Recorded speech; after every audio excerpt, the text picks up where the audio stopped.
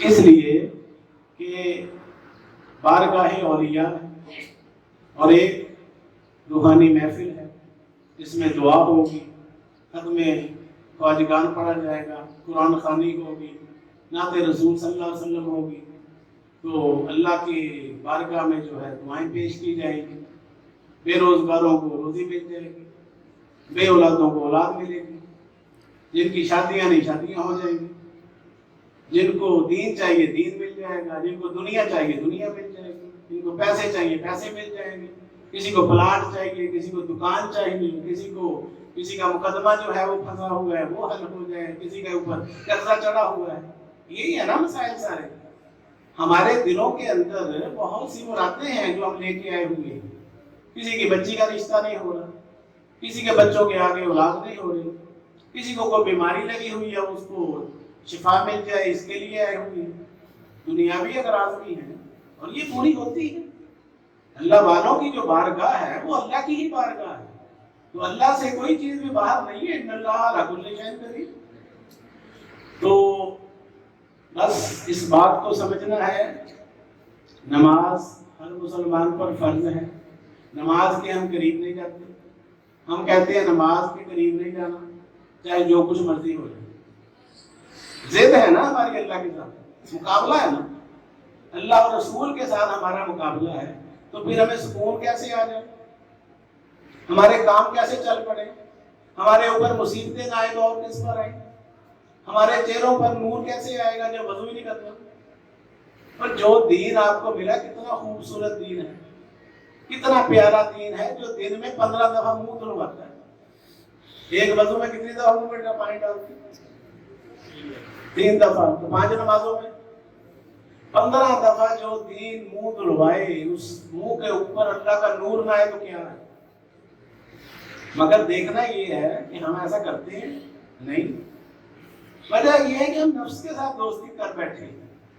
اللہ سے، رسول سے، نبیوں سے، ولیوں سے واجبی سا تعلق ہے، بس برائے نام کہ ہم نبیوں کو اور ولیوں کو ماننے والے ہیں۔ نبیوں ولیوں کی نہیں ماننی، اپنی منوانی، یہ ہمیں ایک بیماری ہے۔ کیا کہ اللہ رسول کی نہیں ماننی، اپنی منوانی ہے کہ نہیں پیر و مرشد بابا جی آپ اپنی بات چھوڑیں میری بات سنیں، جو میں کہہ رہا ہوں یہ پورا کریں۔ آپ کی باتیں ٹھیک ہے، نماز بھی پڑھ لیں گے، قرآن بھی پڑھ لیں گے، یہ بھی کر لیں گے، وہ بھی کر لیں گے، نفل بھی پڑھ لیں گے، وظیفے بھی پڑھ لیں گے، لیکن آپ میری بات سنیں، جو میں کہتا ہوں نا وہ آپ کی سمجھ میں نہیں آ رہی۔ آج کے زمانے کے مرید اس جیسے ہیں، اس مائنڈ کے۔ پرانے زمانوں کے جو مرید ہوتے تھے نا وہ خواجہ معین الدین چشتی جیسے ہوتے تھے، بابا فرید گنج شکر ہوتے تھے مرید۔ پرانے زمانے کا مرید کہلاتا تھا خواجہ نظام الدین اولیاء، حضرت خواجہ محمد شاہ ملنگی بابا اولیاء، یہ سچے مرید تھے جو مرشد کے حکموں کے تابع رہتے تھے۔ آج کا مرید کہتا ہے کہ الٹ زمانہ ہو گیا نا، ہر چیز بدل گئی۔ آج کا مرید کہتا ہے مرشد جو ہے وہ میرے حکم کے تابع ہونا چاہیے، اور پہلے کیا ہوتا تھا؟ مرید مرشد کے حکم کے بغیر سانس بھی نہیں لیتا تھا۔ تو عقل مندارا اشارہ کافی ہے، عقل مندوں کو اشارہ ہی کافی ہوتا ہے۔ آپ ماشاءاللہ صاحب فہم و ادراک ہیں، عقل مند ہیں، باشعور ہیں اور بارگاہ حضور ہے، تو ہمیں یہ پیغام سمجھنا ہے، دوسروں کو بھی بتانا ہے۔ سلسلہ ملنگیہ کوئی مستوں ملنگوں کا سلسلہ نہیں ہے، یہ ایجوکیٹڈ لوگوں کا سلسلہ ہے، یہ محمد اور رسول اللہ صلی اللہ علیہ وسلم کے سچے غلاموں کا سلسلہ ہے، یہ خواجہ معین الدین چشتی بابا فرید الدین گنج شکر کے فیض یافتہ لوگوں کا سلسلہ ہے، یہ شیخ عبد القادر جیلانی غوث اعظم کے ماننے والوں کا سلسلہ ہے، جن کی زندگی کا کوئی ایک لمحہ، کوئی سانس قرآن و سنت سے باہر نہیں، جن کی مجالس کے اندر اللہ رسول کے ذکر کے علاوہ بہتر بنائیں۔ صرف نماز کی حالت میں مسلمان نہیں کرنا، کسی سے گفتگو کریں تو جائزہ لیں، اپنا چیک اینڈ بیلنس کریں کہ ہم با اخلاق ہیں، ہمیں بولنے کی تمیز ہے کہ نہیں ہے۔ ایک بزرگ فرماتے ہیں ہم اپنے پیر و مرشد کی بارگاہ میں 18-20 سال رہے، ایک محدث فرماتے ہیں، تو 18 سال انہوں نے ہمیں ادب کی تعلیم دی۔ کس چیز کی؟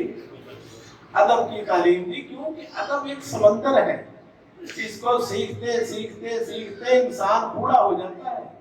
ادب جو ہے وہ مکمل نہیں ہوتا۔ ادب پہلا کرینہ ہے محبت کے کرینوں میں، تو ادب جو ہے یہ ضروری ہے۔ یہاں کو گزشتہ 50 سالوں سے یہ شعر لکھا ہوا ہے، ادب سے رکھ قدم اس جا، درے مشکل کشا ہے یہ جا ہے یہ خدا ملنے کی جگہ ہے۔ جس کو خدا چاہیے اسے خدا مل جاتا ہے، جسے دنیا چاہیے اسے دنیا مل جائے گی۔ تو جو خدا کا طلبگار ہے اسے خدا کیوں نہیں ملے گا؟ اللہ فرماتا ہے تم میری طرف 1 قدم آؤ میں تمہاری طرف 10 قدم آؤں گا، تم میری طرف چل کر آؤ میں تمہاری طرف دوڑ کر آؤں گا۔ اللہ تو آنے کو تیار کھڑا ہے، اور اللہ نے کہیں سے آنا بھی نہیں ہے، وہ آپ کے اندر ہی موجود ہے۔ ارشاد الہی وفی انفسکم افلا تبصرون، میں تمہارے اندر ہوں، تم مجھے دیکھتے کیوں نہیں؟ ونحن اقرب الیہ من حبل الورید، میں تمہاری شارک سے زیادہ قریب ہوں۔ اب اللہ اتنا قریب ہے، اتنا قریب ہے، مگر ہمیں اس سے ملنے کا شوق نہیں ہے۔ کیوں؟ کہ نفس پلیت پلیت چاکیتا ساسنو پلیت نہ حاصل، نفس نے ہمیں پاگل کیا ہوا ہے۔ ان نفس کے شکنجوں سے نکلنا، اس راستے کو کہتے ہیں راہ تصوف و طریقت۔ جو اس راستے پر چلا وہ ولایت کے اعلیٰ رتبوں پر پہنچا۔ اس راستے پر چلے مولوی نظام الدین، تو جب کامل ہو گئے تو بن گئے خواجہ نظام الدین اولیاء محبوب الہی۔ اس راستے پر چلے عبد القادر، تو جب کامیاب ہوئے تو بن گئے غوث الاعظم۔ اس راستے پر چلے خواجہ معین الدین اور بن گئے نائب رسول۔ ایسا ہی ہے نا؟ تو ہمیں کیا مسئلہ ہے؟ یہ راستہ جو ہے، جو نظر جو آ رہا ہے، پوری تاریخ نظر آ رہی ہے، ہزاروں اولیاء ہوئے ہیں، ہمیں کیوں یہ راستہ برا لگتا ہے؟ ہمیں نفس اور شیطان کا راستہ سب سے مزیدار لگتا ہے۔ کیا وجہ؟ یہ پوجا کرنے کی عادت ہو گئی نفس کی۔ 360 بت جو رسول پاک نے توڑوائے تھے خانہ کعبہ سے، وہ بت آج بھی ہمارے اندر موجود ہیں۔ ہم ان کی پوجا میں لگے ہوئے ہیں۔ حسد، بغض، کینہ، نفاق، غرور، تکبر، چغلی، غیبت، عداوتیں، بغاوتیں، ذاتیں، باتیں، قوم، قبیلے، برادریاں، غصہ، یہ حرام، یہ بھی ہم حرام کے کام کرتے ہیں۔ چغلی حرام، غیبت حرام، انتقام حرام، جھگڑا، لڑائی، یہ اسلام میں حرام ہے۔ ہم کہتے ہیں نہیں نہیں بس شراب حرام ہے۔ کیا حرام ہے؟ تو چغلی، یہ حرام نہیں۔ دوسرے بھائی کے ساتھ نفرت سے منہ پھیر لینا، یہ حرام نہیں ہے۔ مسجد ٹا دے، مندر ٹا دے، ٹا دے جو کچھ ٹہندا ہے تو بندے دا دل نہ ٹاوی رب دلا میں چلے۔ مسلمان کو دیکھ کے منہ دوسری طرف پھیر لیتا ہے، ٹھیک ہے؟ تو رسول پاک صلی اللہ علیہ وسلم ایسے کرتے تھے، تو پھر ہمارا تعلق کیا بنتا ہے نبی پاک سے؟ جب ان کو ہم نے فالو نہیں کرنا، صرف کلمہ ہی پڑھنا ہے، تو پھر اندازہ لگا لیں ہمارا رسول اللہ سے تعلق کتنا ہے، کتنے پرسنٹ ہے۔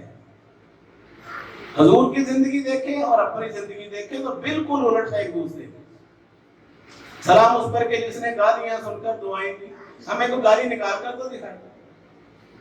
ہمارا اندر کا انسان فوراً نکل کے سامنے آ جاتا ہے ڈیلے نکال کے کہ تو جانتا نہیں میں کون ہوں، کون ہے بھی تو؟ قرآن پاک کہہ رہا ہے کہ تو ایک گندے پانی کا قطرہ ہے، تیری اوقات اس سے زیادہ کچھ بھی نہیں ہے۔ تیرے اندر اعلیٰ اخلاق ہوں گے تو تو اعلیٰ ہے۔ نبی کریم صلی اللہ علیہ وسلم کی ذات، جن کا ہم کلمہ پڑھتے ہیں، جن کے نام پہ ہم نے بخشے جانا ہے، جنہوں نے ہماری بخشش کروانی ہے، ان کی زندگی کیا بتا رہی ہے؟ پتھر مارے گئے، گالیاں دی گئی، دھکے مار کے مکے سے نکال دیا گیا، پنڈلیاں لہو لہان کر دی گئی، جادوگر کہا گیا، شاعر کہا گیا، پاگل کہا گیا، مجنون کہا گیا، مگر حرف شکایت زبان پر نہیں آئے۔ ہمیں تو ذرا سی بات کرتے، ہم کہتے ہیں کہ میں تو ساری زندگی تیرا کلام ہی، تسی ساڈے والوں مار کے تہاڈے والوں مار کے، ٹھیک ہے؟ یہ سلیقے، یہ طریقے، یہ رویے، یہ آپ نے کہاں سے سیکھ لی؟ یہ قرآن مجید میں آئے ہیں اس طرح کیا کرو؟ یعنی ناراضگی ایک مسلمان کی دوسرے سے 3 दिन से ज्यादा जायज नहीं है कुरान और हदीस की रोशनी में। और होता क्या है, इसके उल्ट होता है। हम अपनी अना के इतने पुजारी हैं कि रसूल पाक की हम परवाह नहीं करते। हमें अल्लाह की कुरान की कोई वैल्यू नहीं हमारी नजर में रहती। हम कहते हैं जहां मेरी अना है उसके सामने अल्लाह रसूल कोई चीज नहीं है। ऐसे होता कि नहीं होता? बस इन छोटी छोटी बातों को समझना है। इसी को कहते हैं दीन इस्लाम। दीन इस्लाम नमाजों का नाम नहीं है, ये अखलाकियात के दिन घूमता है पूरा दिन। हमसायों के हकूक, रिश्तेदारों के हकूक, बच्चों के हकूक। मोहम्मद रसूलुल्लाह सल्लल्लाहु अलैहि वसल्लम बच्चों को सलाम करने में पहल किया करते थे। रसूल पाक बच्चों को सलाम पहले पुकारा करते थे। हम में से बच्चों को कौन सलाम करता है? हाथ खड़ा करें। भैया हाथ नहीं खड़ा हुआ। इसका मतलब है कि हमने सिर्फ यही सीखा दीन कि बस नमाजें पढ़नी, टकरे मारनी और दाढ़ी मुंह पे बाल रख लेने, इसका नाम दीन है। जबकि दीन जो है ये कैरेक्टर का नाम है, ये किरदार का नाम है, हुस्ने अखलाक का नाम है, हुस्ने सलूक का नाम है। नबी पाक पर वही कब नाज़िल हुई? कब नाज़िल हुई? 40 साल की उम्र में, जब रसूल पाक की उम्र 40 साल थी। तो 40 साल की उम्र में वही नाज़िल हुई है, नबूवत का ऐलान किया है। पहले आपको लोग सादिक और अमीन कहते थे, आपके किरदार की तारीफें करते थे। उस वक्त तो दीन नहीं था, कुरान नहीं था, नमाजें नहीं थी, सारा कुछ नहीं था। तो फिर उस वक्त नबी पाक क्या करते रहे? सवाल ये पैदा होता है। वो सारी हजूर की जिंदगी कैरेक्टर है, किरदार है, अपने बेगाने हर किसी के साथ मोहब्बत। वमा सल्ला का इल्ला रहमतल लिल आलमीन। ऐ महबूब, हमने आपको तमाम जहानों के लिए रहमत बनाकर भेजा।